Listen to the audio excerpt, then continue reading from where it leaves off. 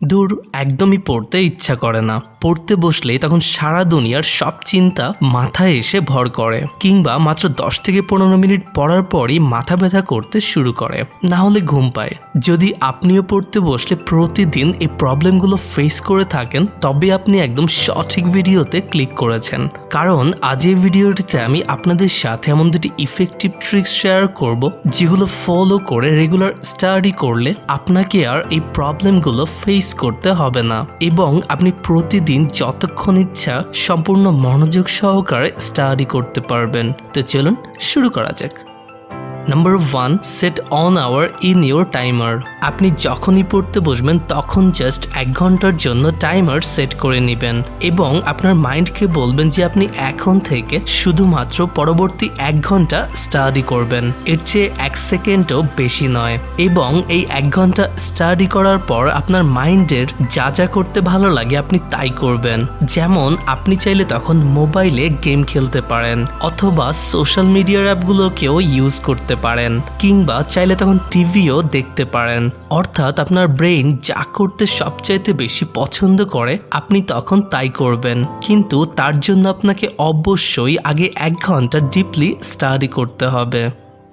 Actually এক্ষেত্রে আমাদেরকে আমাদের মাইন্ডের সাথে একটু চালাকি করে সেটিকে দিয়ে স্টাডি করিয়ে নিতে হবে, কারণ আমাদের মাইন্ড শুধুমাত্র সেই কাজগুলোকে করতেই বেশি পছন্দ করে যেগুলো করে আমরা আনন্দ পাই। তাই আমরা যদি আমাদের মাইন্ডকে দিয়ে স্টাডি করিয়ে নিতে চাই, তবে আমাদের মাইন্ডকে 1 ঘন্টা স্টাডি করার পর যা মন চায় তাই করে আনন্দ পাওয়ার জন্য লোভ দিতে হবে। এতে করে পড়তে বসতে তখন আর কোনো প্রবলেম হবে না। আর এইভাবে শুধুমাত্র 1 ঘন্টার জন্য পড়তে বসলেও একবার যদি আপনার পড়ার প্রতি মনোযোগ চলে আসে, তবে 1 ঘন্টার পরিবর্তে কখন যে আপনি 2 ঘন্টা কিংবা 3 ঘন্টা পড়ে ফেলবেন তা আপনি নিজেও টের পাবেন না। Number 2, reward your self after study. কোনো নির্দিষ্ট টাস্ক কমপ্লিট করার পর রিওয়ার্ড পেতে আমাদের সবার মাইন্ড অনেক বেশি পছন্দ করে।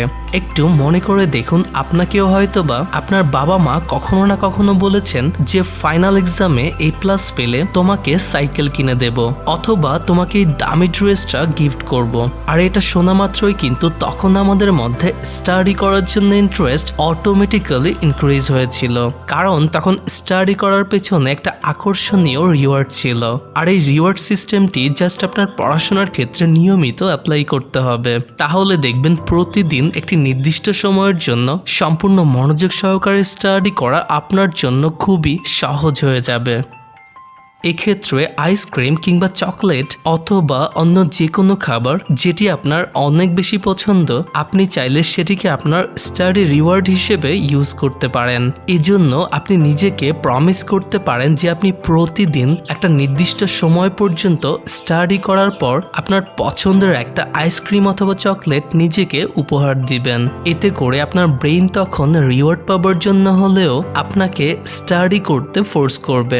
এতে করে আপনি তখন সম্পূর্ণ এনার্জির সাথে পড়াশোনা করতে পারবেন। তাছাড়া এই ট্রিকটিকে ইউজ করে কিছুদিন স্টাডি করার পর দেখবেন প্রতিদিন পড়তে বসার জন্য আপনারা কোনো প্রকার ট্রিকের প্রয়োজন হবে না, কারণ একবার রেগুলার স্টাডি করার হ্যাবিট গড়ে তুলতে পারলে তখন আপনার এমনিতেই স্টাডি করতে মন চাইবে।